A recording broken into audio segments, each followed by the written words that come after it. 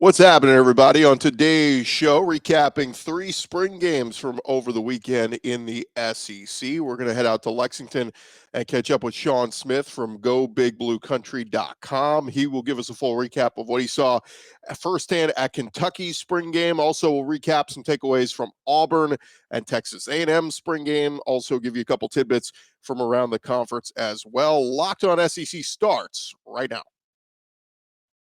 Are Locked On SEC, your daily podcast on the Southeastern Conference. Part of the Locked On Podcast Network, your team every day.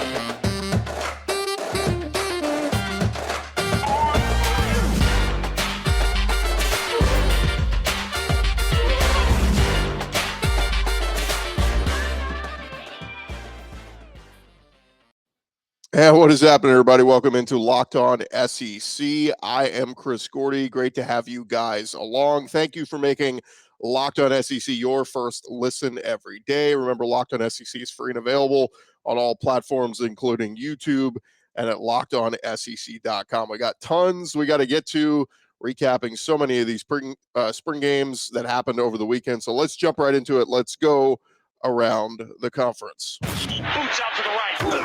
Takes the handoff. What a catch! Around the conference. And we start things off over at Auburn as they concluded their spring practice with their A-Day game on Saturday. And, of course, a lot of eyes on the quarterback battle over on the Plains. TJ Finley, he got the first-team reps, but Robbie Ashford got in there, the Oregon transfer, and he won offensive MVP. Holden Geriner, their freshman coming in, he provided some dramatics late, but the public did get its first look at the Auburn quarterback competition. TJ Finley said of Holden Geriner, as soon as he walked in the building, he said he knew he was going to be special one day. He just kept telling him to press and keep building and keep grinding. We'll get to his stats in just a second. Finley, he led the first-team offense on a 13-play, 80-yard touchdown drive during the scrimmage, connected with Malcolm Johnson for a 20-yard score. Finley was 5 of 7 for 60 yards on that first drive and finished 11 for 19 with 137 yards and a touchdown. But Robbie Ashford, he answered for the second-team offense, completing all 3 of his pass attempts on his first drive for 38 yards and rushing for 11 yards. He went on to earn offensive most valuable player honors, going 12 for 16 for 132 yards. Now, Zach Calzada was out there. He did not partake in the practices, still coming back from that injury, but he is the guy to keep an eye on. A lot of folks think that he can win this job. Robbie Ashford, man, he certainly put his name into the mix as TJ Finley appears to still be the favorite as of now. But once Calzada gets in there, let's see if he takes the job from those guys. Now, Holden Geriner, he led the Tigers on a 15-play, 80-yard fourth-quarter touchdown drive, going 9 for 11 for 71 yards, including a 19-yard go-ahead touchdown pass to Landon King with 24 seconds remaining. So, look, the Auburn quarterback battle is probably one of the most fun storylines of the spring. This will continue to play out. We'll get some thoughts from some of the guys who watched the spring game a little bit more closely in depth later this week. So keep an eye out for that. But other notes from the game, Cam Riley, he earned defensive MVP recognition, making 5 tackles and a sack. Fellow junior linebacker Wesley Steiner made a game-high 6 tackles. We saw some design quarterback rollouts as well. Another wrinkle that we saw last year, but with Eric Keesall running the show now, looks like that's going to be a part of the offense still. Tank Bigsby, 5 carries for 12 yards, but I do think we're going to see more passes to Tank Bigsby this year. He caught just 21 passes a year ago out of the backfield. I think Tank Bigsby will have more than that this year. I say more in the 35 to 40 catch range. Just my thought. But overall, looks like it's been a productive spring for Brian Harsin, and that is a good thing, considering the early part of the offseason that he had, and from the staff turnover to players jumping into the portal left and right, all the negative storylines. Ultimately, I keep saying this. Either Brian Harsin is going to turn this thing around, and Auburn is going to have a good year, and he's going to settle in as the head coach there, or he's going to go down with the Titanic. This will be a mess. He'll lose a ton of games, and he'll be out after just 2 years at Auburn. I'm rooting for the guy. I hope he wins. Nobody wants to root for somebody's downfall, but it's all his guys there now. His OC, his DC, his recruits. Let's see what Brian Harsin can do. But again, I think if Zach Calzada gets healthy and takes over and wins that quarterback job, maybe this offense takes everything to an even higher level this coming year. Meanwhile, over at College Station, it was Texas A&M having their spring game, their maroon and white game. Jimbo Fisher and the Aggie football team on a gorgeous day up in College Station.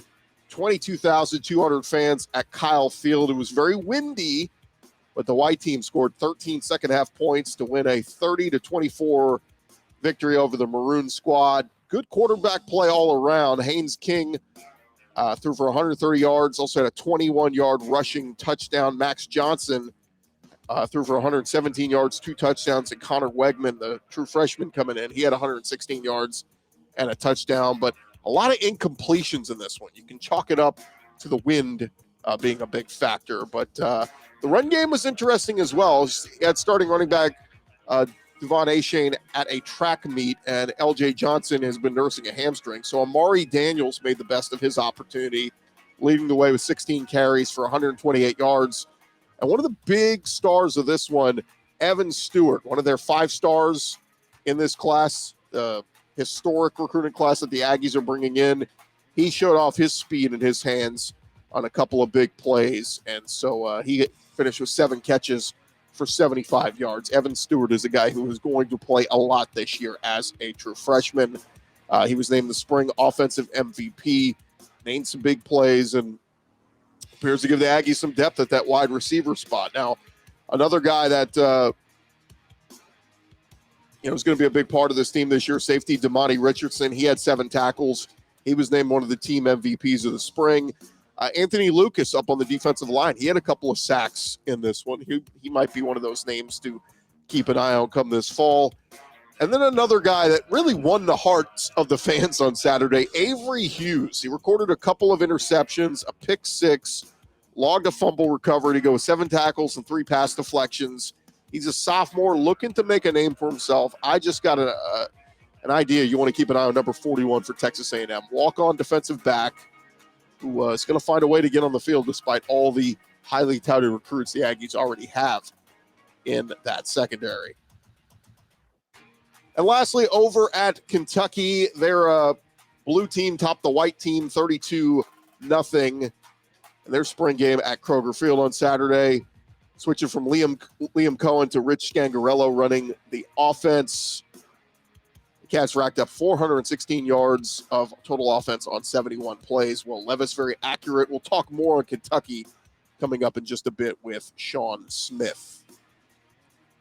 Some other notes around the conference. Georgia recruiting at a high level, but they are losing a couple of 5-star recruits, according to Matt Zenitz of On3 Sports. 5-star center Clay Webb and 5-star tackle Amarius Mims have entered the transfer portal. Webb was the number 26 overall player in 2019. Mims was the number 8 overall player in the class of 2021. Over at LSU, Brian Kelly said he's done his research on the number 7 and number 18. Very sentimental to LSU and usually giving those numbers to leaders of their teams. He said he understands the history it holds, but he's going to leave it up to the team to decide what they do with those jerseys moving forward. He said, I'll honor the team's wishes as to what they decide on who gets to wear those jerseys. Now, Brian Kelly did reveal over the weekend that transfer cornerback Jarek Bernard-Converse is dealing with a fracture in his foot. He will be sidelined for the rest of the spring. He's a super senior coming over for one more year from Oklahoma State. Meanwhile, LSU defensive back Pig Cage, he recently entered the transfer portal. He announced over the weekend he will be going to UTSA.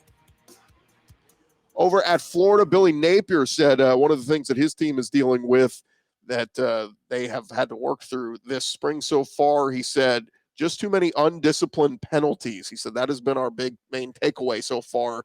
He said last week we played 120 plays and we had 2 penalties. This week, the penalties were way up there. Too many for my liking. Couple more notes on Sunday. According to Matt Zenitz of On3 Sports, Tennessee Vols forward Brandon Huntley Hatfield has entered the transfer portal. He's a former 5-star forward. We'll explore his options. Appeared in 35 games for the Vols this past season.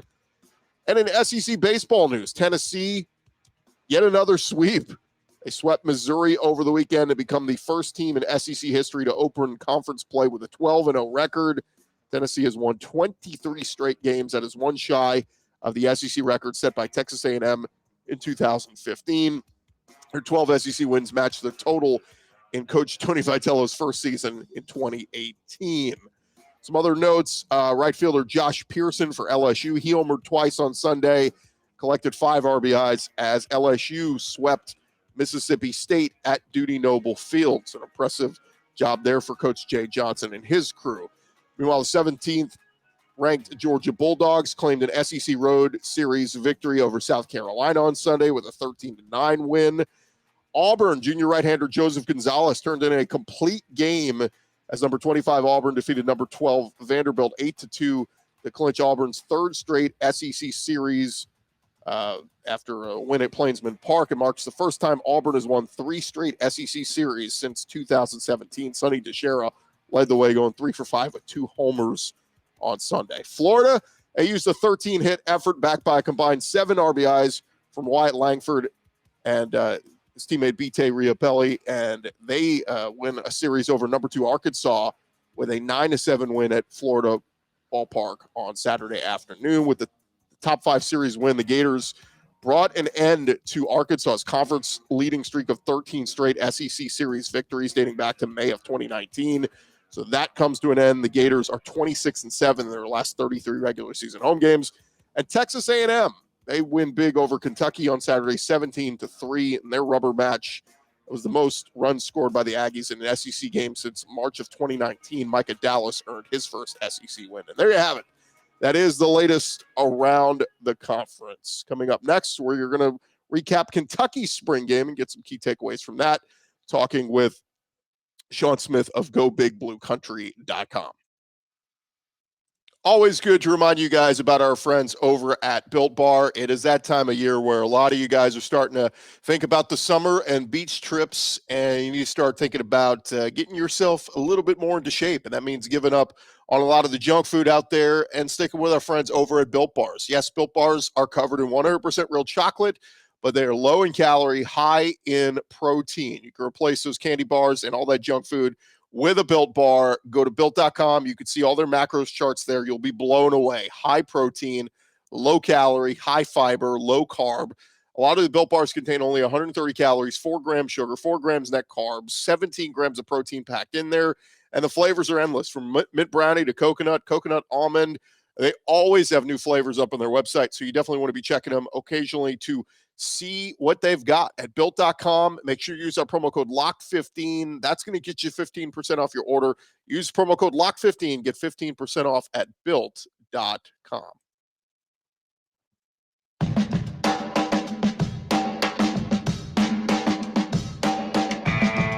Going along here, Locked On SEC, and recapping the weekend that was with a couple of spring games getting underway. Missouri, they did theirs a couple weeks ago, but we had Kentucky, we had Auburn, we had Texas A&M all getting underway this past weekend. And so I figured let's head on up to Lexington, Kentucky and get the Kentucky perspective. And joining us now is Shawn Smith, who is the founder of GoBigBlueCountry.com. He was out there. Shawn, welcome in, man. Thanks for joining us.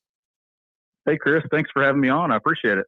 Let's start here, Shawn, because yesterday morning I'm looking at the pictures out at the stadium at Kroger Field, and man, there was snow.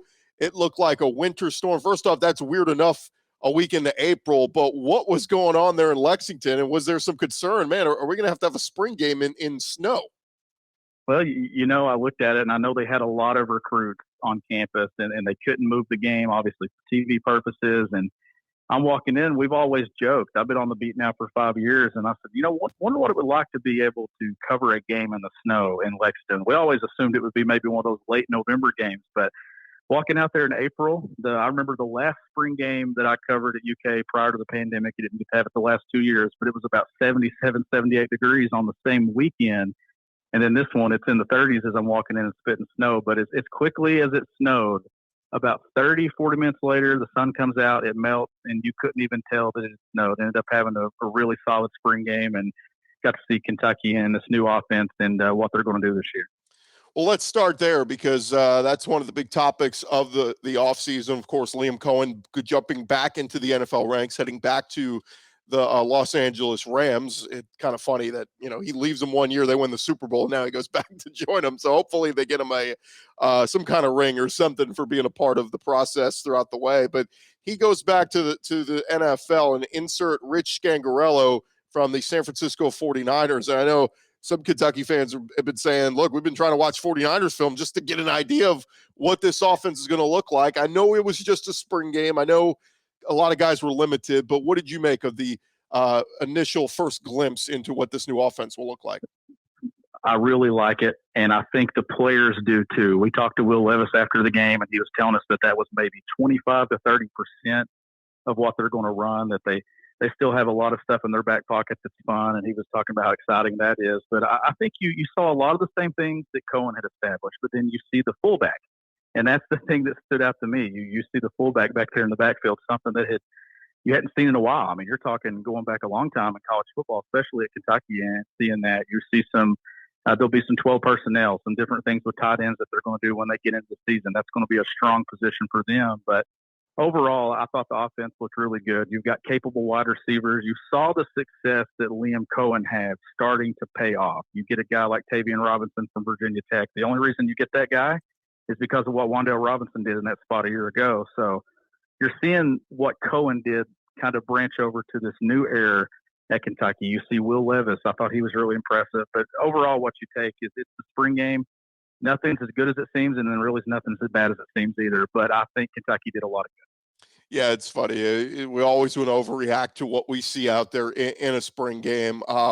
Let's talk a little bit about, you talk about utilizing the fullback, and we know that was a component in San Francisco the last few years where they've been able to make a couple of deep playoff runs. It's that dominant run game. What did you see out of the run game? Obviously, two really big pieces back. Chris Rodriguez, I know he didn't do much because, frankly, you don't need him to. You know what you have in him, but you also know what you have in Cavassier Smoke, and he's back. What did you make of the spring, the run game, at least yesterday? It's a very deep position for Kentucky. You've got guys there where there's competition. You know what it is at the top with Rodriguez, but behind him you got John McClain. You've got Mike Drennan, a guy that was a decorated recruit when he came out of high school. Then you've got, as you mentioned, Cavassier Smoke. Like, there's a lot of talent in that backfield. You're seeing guys that can catch the ball in the backfield. You're seeing guys that can pound it and run it up the middle, and that outside zone scheme that they do. And I mean, it's just really impressive, the stable of running backs that they put together there. But Rodriguez certainly leads the way. You saw him catch a touchdown there on the first drive, the first scoring drive. You see him catch another ball. I think he carried a couple of times. But behind him, John McClain's the guy that I think everybody should pay attention to this year. If he hadn't had some of the issues there last year, I know he didn't get to play until I think it was about 6 or 7 games in. That was the guy that was kind of primed to break out a year ago. I think he's going to be a guy that's going to be right there pushing behind Rodriguez this year. It's an interesting spot because we know how good Kentucky can be when they are running the ball well. What did you make of the offensive line? Because I think there's some concerns and questions there with some new faces trying to fill in for some veterans that have moved on. Of course, Darian Kennard, one of the biggest names that's moving on. Yeah, and you didn't get to see Eli Cox at center. He was at his brother's wedding yesterday, so they went with Quentin Wilson running with the ones and the twos at that spot. But obviously the concern would be on the outside. You know, you're losing both starting tackles, but the interiors were the depth of that. That's where they're really strong. Kenneth Orsi coming back. You've got a young Jagger Burton there, a former 4-star recruit. They have talent on the outside. You got Jeremy Flax, you got DeAndre Buford. You've got pieces there, and it seems like that this staff is confident that a rotation will at some point develop, especially as they get into the fall. It wouldn't shock me here in the coming weeks, next month or so, if they get a guy like a transfer in to kind of bulk up that position, especially at tackle, to feel a little bit better about it. But I think that group is going to surprise some people and be solid. I think you're going to see Kentucky get back to that 7-8, trying to get 8 linemen in a game and kind of working that rotation. Last year, it wasn't as much as what it was under John Schlarman. in those previous years. He did a really good job adding depth, and I think that's what they're wanting to get back to.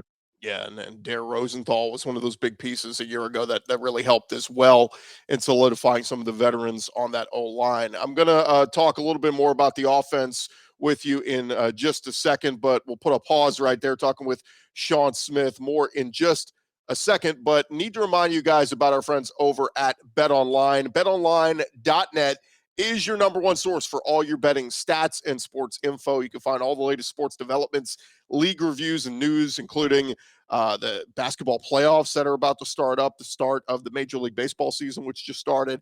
BetOnline is your continued source for all your sports wagering information, from live betting to playoffs, esports, and more. They've also got some stuff on futures when we start to talk about next college football season. Who are some of the favorites? Is it Georgia? Is it Alabama? Who do you want to get in on? Some Heisman odds as well. BetOnline has got you covered. Head on over to their website today. You can do so on your mobile device. Learn more about all the trends and action. BetOnline, it is where the game starts. You definitely want to go check them out. They have everything you need before going and placing some wagers. BetOnline.net.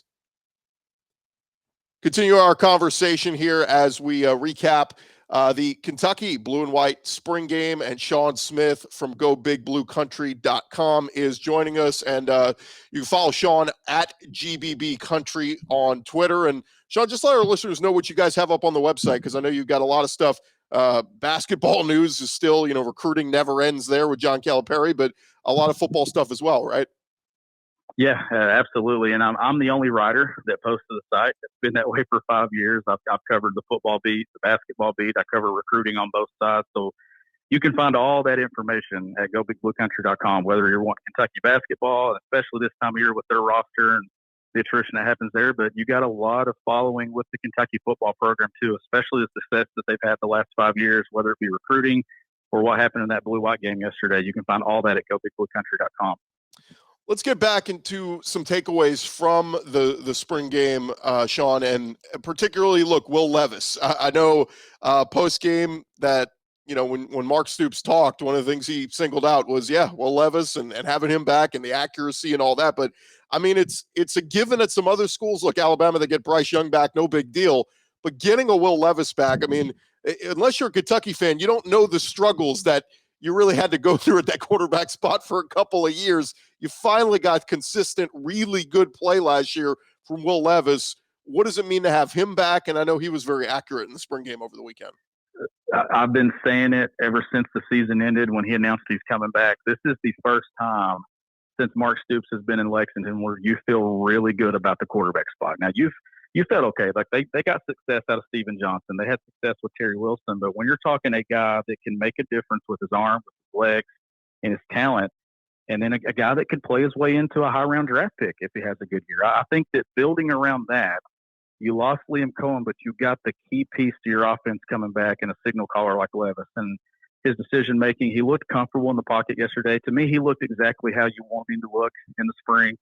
Mark Stoops, and we all joked about him diving for the pylon in a blue-white game. Like, that's just who Will Levis is. I'm actually sitting here looking at a picture that I took of him at the Louisville game last year, him hurdling a Louisville defender. He signed it for me about a month ago. And that's just who Will is. Like, he gives up his body, whether it's the regular season or the spring, but just a great player and a great leader that I think you're going to see his personality kind of bleed throughout this program and this offense this year under Rich Scangarello. We don't want to wish the worst, but what if the worst does happen and Will Levis goes down with an injury for an extended period of time? What is the backup quarterback spot? What does it look like? I know Bo Allen has been there for a little bit, but Deuce Hogan, what does that backup spot look like right now? Well, and that's a topic that you have to talk about, especially at Kentucky. We've seen that multiple times now. That's how Steven Johnson got his way with Drew Barker getting hurt. And you had Lynn Bowden taking over at quarterback a few years ago. So Kentucky fans are always watching who's the second string, who's the third string, because you want to be prepared.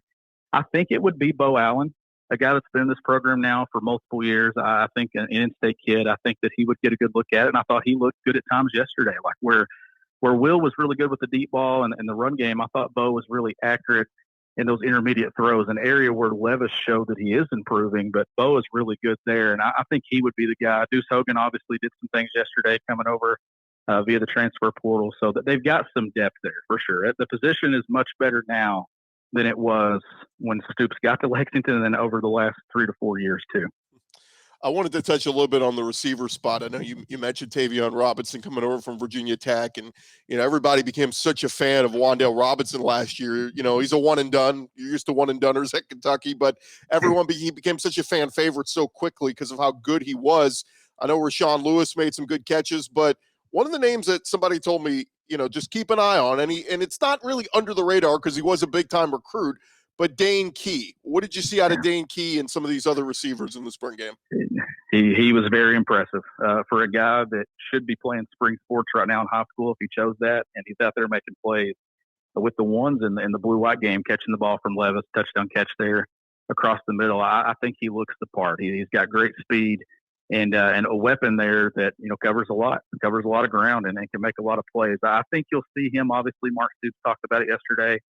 A true freshman, you're going to see him with some ups and some downs, a normal freshman season.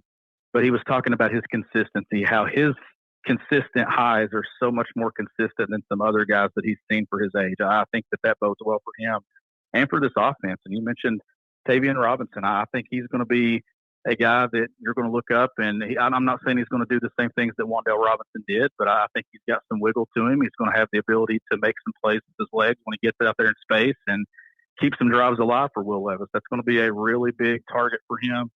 Isaiah Cummings coming back. I mean, you've got options in this passing game where I think Will Levis is going to have plenty of guys to throw to. Nikel Crowdis, another highly rated guy that didn't play last year due to an injury. We know he can take the top off of it. There are plenty of weapons for Will Levis. They just got to figure out those tackles and give him time to throw. Let's flip to the other side of the ball because what has become a hallmark in the Mark Stoops era is Kentucky's always going to have a hard-nosed defense that's going to play their butts off and guys that play till the whistle. And they got a lot of big names coming back when we talk about DeAndre Square and J.J. Weaver and all these different pieces, but also some new faces, some new names that maybe fans may not recognize or may not jump off the page to you. But what do you make of how the defense looked in the spring game? The biggest takeaway yesterday on that side of the ball was Jordan Lovett, an in-state kid from North Hardin, a really, really good, talented player. I know Yusuf Corker was at that free safety position the last 3 years, and he would move down the box and make some plays in the running game. And you saw some of those same tendencies and abilities from Lovett yesterday. And another guy that Mark Stoops talked a lot about in the press conference after the game just said he just needs to be more consistent. He's another young guy that he has to turn it up a notch and realize that every time he goes out there, he's got to take advantage of his opportunity, and he certainly did yesterday. I think that's a good guy to be excited about. Obviously got your veterans, DeQuest Jones, DeAndre Square, Jordan Wright. I know he didn't play. Octavius Oxendine coming back from an injury on that defensive line. Like, there's a lot of talent on that side of the ball as well, and I think that you're seeing that with all the talent on that side of the ball, all the talent on the offensive side. The guys coming back, the young pieces coming in, the way that they're recruiting. I mean, this is a program that's it's continuing to trend upward, and I just don't see it going down. It is always a good defense there in Lexington, and figures to be another really good one as well. And I like how the schedule sets up for this team. And who knows? I mean, last year they were knocking on the door, undefeated later than I think a lot of people had them. And who knows? Maybe they could take that next step this year. They got the hardest part figured out. They got the quarterback. And as we know in the SEC, if you don't have great quarterback play, you're not going to win many games in this league. So they got the hardest part figured out. Let's see what they can do taking the next step forward. Shawn Smith, GoBigBlueCountry.com is the website. Of course, you can follow him on Twitter at GBBCountry on Twitter. What other stuff do you have that's going to be up on the website over these next couple of weeks? Definitely going to be talking a lot about Kentucky's basketball roster in the coming weeks with the transfer portal and NBA stay-or-go decisions. Like, the dominoes are just now starting to fall. So that's going to be a lot of the talk in April and into May. It always is around here, but then we'll be just a couple of months now from SEC football media days. So be looking for that as well when we get into July, and then the football recruiting in June and July as well. Well, one quick basketball question before I let you go, Shawn. Is this, I mean, with the landscape that's changed with the transfer portal and all this, I mean, it seemed like Cal had a lock on just, go out, get the top recruits. We're going to be right there with the best talent in the conference and in the country. Is this changing the landscape of college basketball with the transfer portal, where the Arkansas and the Auburns can pick up those big time transfers to go with the recruits? And I mean, does Cal have to change his philosophy? And I mean, is this almost is the writing on the wall. Like, how much longer do I want to do this if I'm Calipari? Yeah, I mean, it's definitely changing, and that's something that John Calipari has been praised for his entire career. He was always the guy that was adapting and doing new things, and usually doing them before anyone else was, whether it was the one and done or platooning at Kentucky for the one season, starting the gold standard of college basketball, the succeed and proceed. He's always been that guy that's been really good at adapting and changing. And I think he needs to look at himself this offseason. I think he needs to adapt in a way and kind of maybe change his, not necessarily his entire offensive philosophy, but I think you got to go away from the four-man that can't stretch the floor and shoot the ball. That's the position that I'm looking at this year with them, that I want to see them do something different there. But when it comes to building your roster, I honestly felt like that this roster that they had was the perfect way to do it, as long as you're getting the elite of the elites from high school. And they've got that coming in. They got 2 5-star guys. If Shaden Sharp stays, they got another one. You got to be able to have the elite of the elites, and then I think the rest of the roster should be filled out with transfer portal guys. You're seeing so many guys ranked below 20, 25 through 50. Those guys just do not pan out at Kentucky. They always hit the transfer portal. Every now and then you'll have a guy like a Tyler Hero or a Shea Alexander break through and develop into a one and done or something like that. But for the most part, those guys just don't make it at Kentucky. That's where I think the roster needs to be filled with transfers. And then you got to go get top 15, top 20 guys at the top of it. I think that's the perfect blend for a John Calipari roster in 2022. Gut feeling on Shibwe? Is he going to go through the draft process without an agent? Is that what we're hearing? Well, the biggest thing with him is his student visa.